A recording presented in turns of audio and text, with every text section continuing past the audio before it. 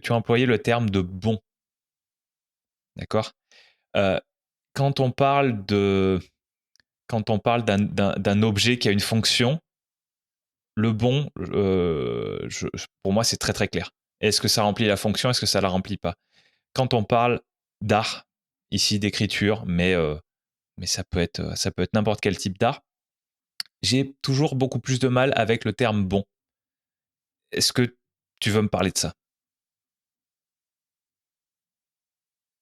Alors attends, je précise un truc.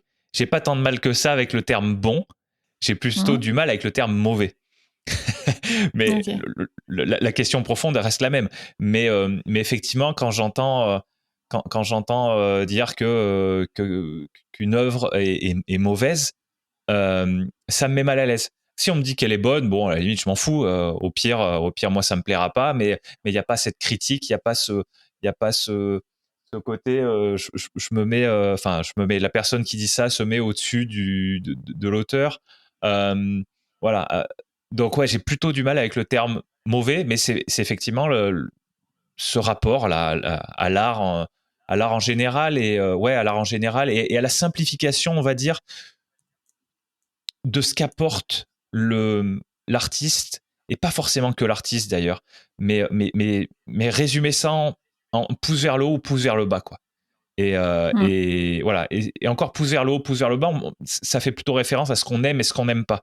Mais quand on emploie ces termes de Ah bon oui, ou de mauvais, ah oui, c'est ça. Mhm. voilà, je suis gêné. Donc c'est pour ça que je voulais avoir ton avis là-dessus, parce que toi, tu as parlé de ton propre travail en disant que ce que tu faisais au début n'était peut-être pas bon. Voilà. Moi, je pense que, enfin, en tout cas, je différencierais déjà le jugement que tu portes sur toi et tes propres créations et ensuite celle des autres. Là, moi, je me permets de juger mon travail parce que je pense qu'avec les années, j'espère qu'il a évolué. En tout cas, quand je relis, je me rends compte, moi, d'après mes critères, que il y a eu du chemin parcouru.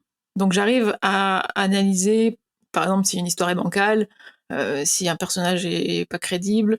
Mais du coup, tu vois, c'est des critères que j'ai intériorisés, en fait. Donc, sur mon propre travail, j'arrive à voir quand il y a une évolution de la qualité notamment. Sur le travail des autres, je suis d'accord Après, c'est toujours pareil de différencier le j'aime pas à c'est bon ou c'est mauvais. Pour moi, tu peux pas simplifier à l'extrême. Il faudrait argumenter un petit peu quoi et avoir soit des critères, soit ouais, une espèce d'échelle ou un panel de critères que tu partages. Parce que pour moi, et pour moi, c'est évident que quelque chose qui est bon pour moi ne le sera pas forcément pour toi ou pour quelqu'un d'autre. On cherche pas la même chose dans une création, dans un roman ou dans un film. Enfin, c'est universel. Je sais que quelqu'un va chercher à frissonner, à avoir peur. Moi, je déteste ça. Moi, j'adore les romans qui me font pleurer ou qui me provoquent des émotions un peu, voilà. Je sais qu'il y a des gens qui supportent pas ça. Donc déjà, je trouve que c'est hyper subjectif sur ce que tu attends. Après, je pense qu'il y a des critères un peu plus peut-être objectifs. Mais après, c'est pareil. Par exemple, si on vient sur l'écriture, je pense que tu peux arriver à dire telle histoire est bancale. Peut-être, tu vois, le schéma narratif est un peu faible. Il manque des étapes ouais, dans l'histoire où la fin est précipitée, où ça c'est pas crédible. Mais de là à dire que c'est mauvais, c'est vrai que c'est un peu violent.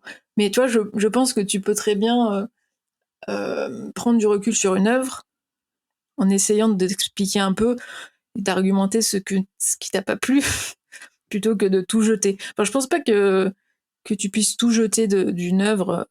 Après, il peut y avoir des œuvres jugées mauvaises, mais je pense qu'il y a une grosse partie quand même de ressenti personnel qui fait que t'aimes ou t'aimes pas. Donc je pense qu'il y a ça. Et après, je pense que par rapport à soi, je sais pas trop si c'est lié à au bon ou au mauvais, mais je pense que dans ce que tu crées, à un moment donné, c'est plus à toi de, de d'estimer si c'est bon ou pas. À un moment donné, quand tu offres ta création au lecteur enfin voilà, un public, t'es plus vraiment maître de de ce qu'eux vont ressentir. Donc tu peux très bien créer un truc méga que tu trouves super bien, et les lecteurs vont passer à côté, par exemple. Ou tu vas produire un truc que toi tu trouves mauvais et qui finalement va vachement plaire en face. Du coup, c'est un terme un peu difficile à saisir, je trouve. Enfin, je sais Ouais, pas si je suis claire. ouais, si. Je pense qu'il y a deux sujets là-dedans. Il y a, il y a il y a le fait que on peut partir sur de l'extrême et on peut dire ça c'est bon, ça c'est mauvais et s'arrêter là. Et du coup, plutôt que d'avoir une échelle avec 101 valeurs, on va dire ça sera que 0 ou 1. Donc ça c'est une première chose.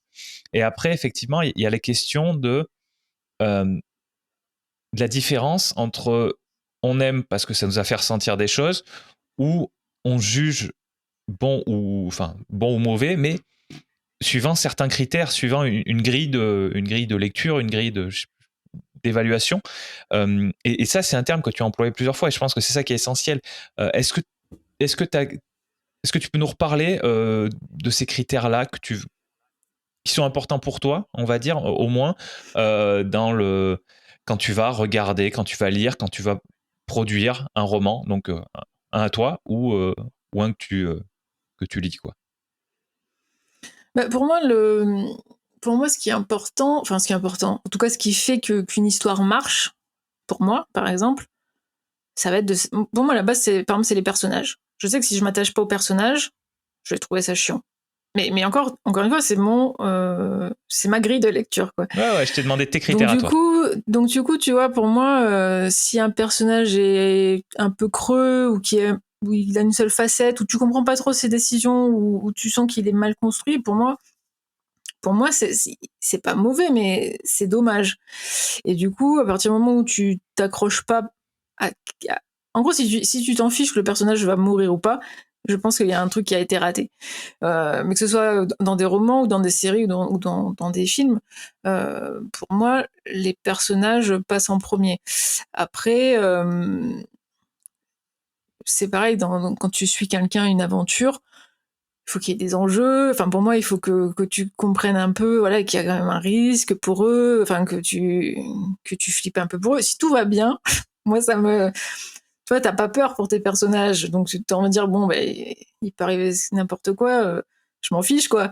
Du coup, voilà, pour moi, une histoire qui va m'accrocher, ça va être plutôt une histoire où je me suis attachée au personnage, où tu sens qu'il y a des enjeux dans l'histoire que tu suis, et où à la fin, les choses s'imbriquent et où c'est pas sorti de nulle part. Ouais. Donc, en contraste, une histoire où les personnages seraient creux et inintéressants et où la fin est téléphonée, où c'est pas logique, pour moi, par exemple, ça serait un mauvais, entre guillemets, un mauvais récit.